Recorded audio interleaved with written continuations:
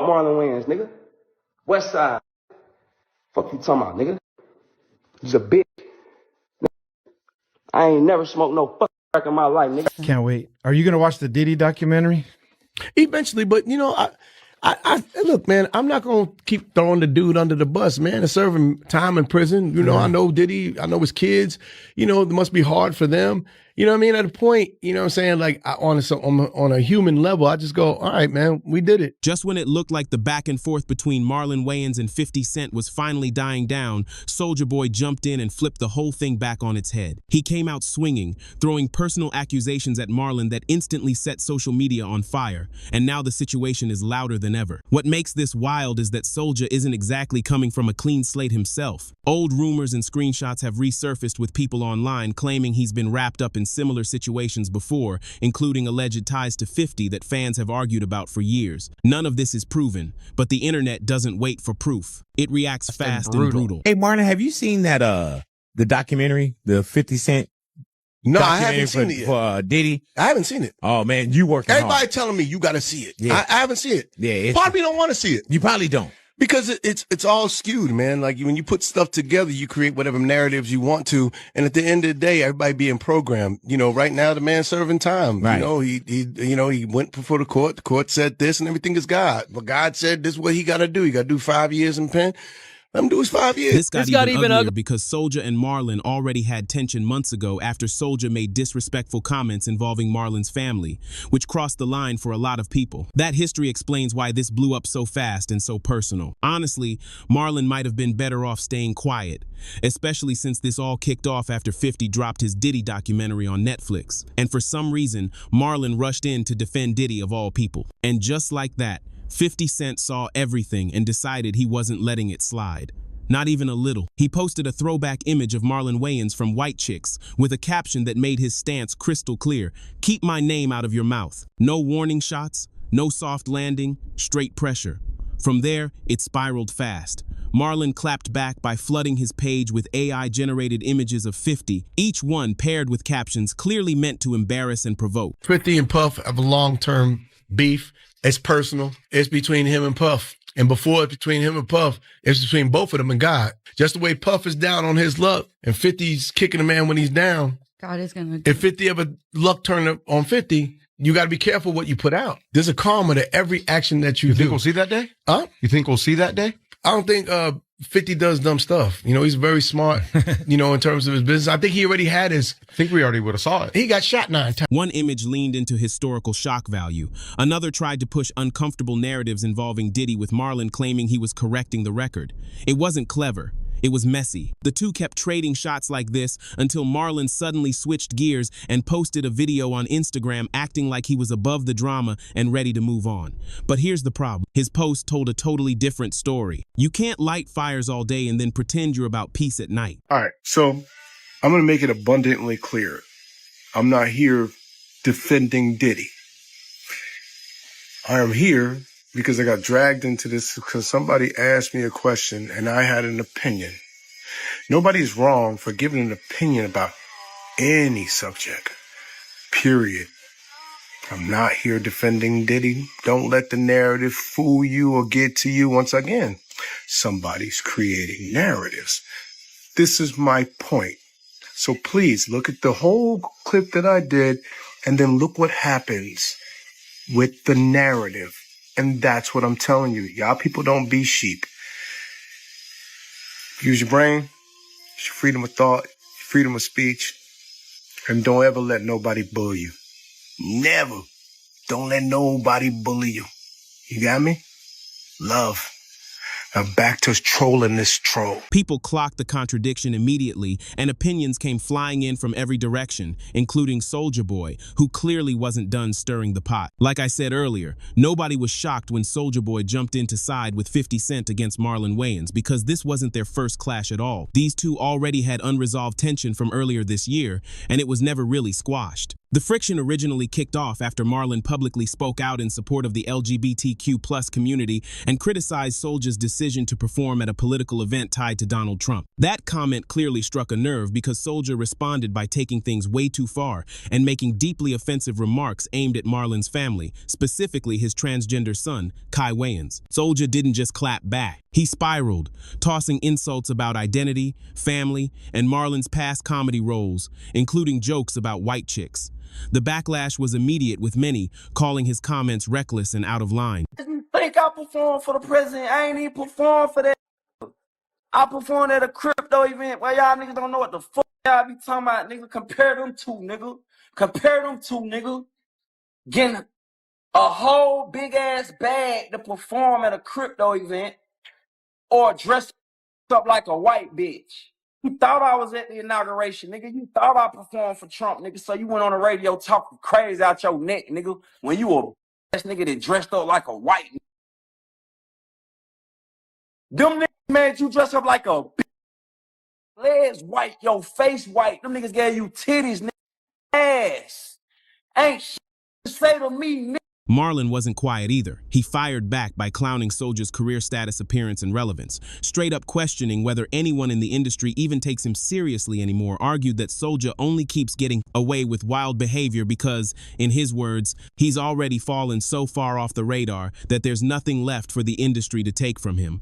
And this is where the situation stops being funny and starts looking calculated. Because once Soulja Boy dragged old drama back into the spotlight, people started questioning his real motive. This didn't look like loyalty.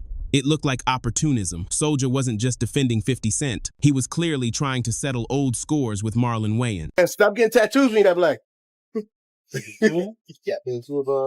But no, I'm good. Me and Soulja Boy cool. He just So no beef with Soulja. Soulja Boy, get a chest. And you gotta have more than 2 songs to have a 35-year prolific career. You can't do 2 songs, and I only remember one of them. Watch me, you. And beef with me. Get out of here. I'll put you in one of the movies. I need a crackhead for the new scary. I need a crack and a meth head all mixed together. You're perfect. I need someone that looks like a wet Muppet. Instead of addressing the original issue, Soulja leaned hard into shock tactics, throwing reckless statements online and daring anyone to check him. That move instantly flipped public sympathy away from him and put a magnifying glass on his own past behavior. When you scream loud enough, people stop listening to your point and start digging into your history. Meanwhile, Marlon's silence after all this noise spoke louder than any clapback. Once the backlash grew, he stopped engaging and let the internet tear Soulja apart on its own. That's when fans started saying the same thing over and over. Soulja didn't expose anyone, he exposed himself. And the worst part, this whole circus ended up dragging 50 Cent back into the narrative without him saying another word. What he said himself. You know what I'm saying? You can't ask for more out of him. You got a huge community of artists out there that are working. They're in the studio every night. Interview, Shedem. And here's where things start looking ugly for everybody involved. Because once this feud spilled past jokes and clapbacks, people stopped laughing and started asking real questions. The internet didn't just pick sides, it started dissecting patterns. And once that happens, nobody's safe. Fans quickly pointed out that Marlon Wayans has built a public image around being progressive, supportive, and above the industry nonsense. But his decision to publicly defend Diddy cracked that image wide open. You don't get to claim moral high ground while standing next to someone surrounded by nonstop controversy. People aren't buying that anymore. First of all, the pot calling the kettle black is all I'm saying. Absolutely. I just never forget there was a Vibe cover with him and Soulja Boy that made me kind of go. Interview Alshim. At the same time, Soulja Boy didn't come out of this looking strong either.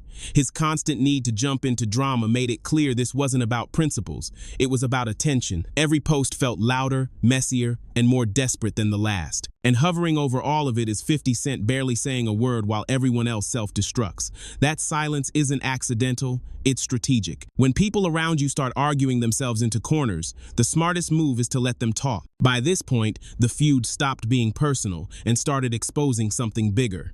How fast reputations fall apart when pressure hits and nobody can stay consistent. By this point, the tone shifted from jokes to outright humiliation. That game since he was little, just like Weezy. Yeah.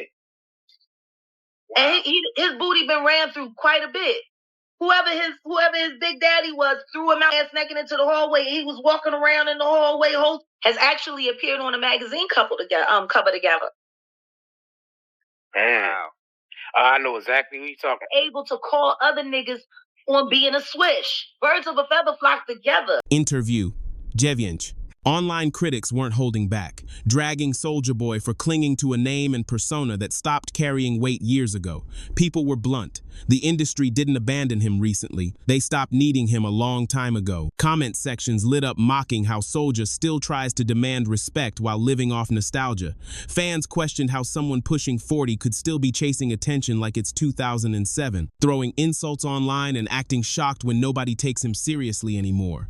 Things escalated further when Marlon Wayans responded with comments that many felt crossed into reckless territory. Instead of sticking to jokes, Marlon took personal shots about Soulja's past, his grind, and how he built his career, framing himself as self-made while painting Soulja as someone desperate for validation.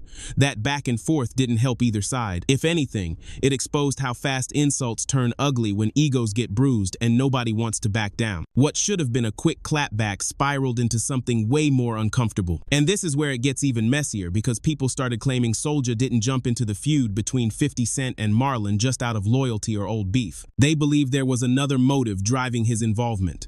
And that theory is about to blow this situation wide open. According to people online, the reason Soulja Boy keeps inserting himself into this feud may go deeper than old beef. For years, rumors have followed him about a much closer connection to 50 Cent than either of them has ever publicly addressed. Those whispers really picked up steam back in 2010 when XXL magazine dropped a controversial cover featuring both artists. The imagery raised eyebrows immediately.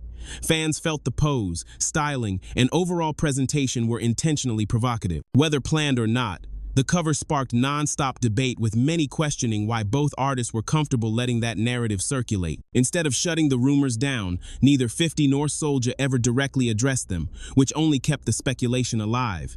And years later, the topic got dragged back into the spotlight when Vivica A. Fox jumped into a separate feud, involving 50 after 50 publicly criticized the show Empire for its direction. Vivica fired back, and her response shocked people. She accused him of living a very different lifestyle behind closed doors than the one he presents publicly. What stood out wasn't just the accusation, it was the reaction. Instead of calmly denying it, both Soulja and 50 lashed out at Vivica, focusing on attacking her credibility rather than clearing the air. Things completely went off the rails when Soulja Boy jumped on Instagram and started publicly mocking Vivica A. Fox, posting disrespectful messages and encouraging followers to harass her. The post instantly caused backlash, with many calling it bitter, immature, and desperate for attention. Instead of distancing himself, 50 Cent reposted Soulja's message and piled on with even more crude jokes. He made outrageous claims meant to embarrass Vivica and turned the situation into a spectacle rather than addressing the accusations directly. The tone wasn't defensive, it was chaotic. That strategy backfired fast.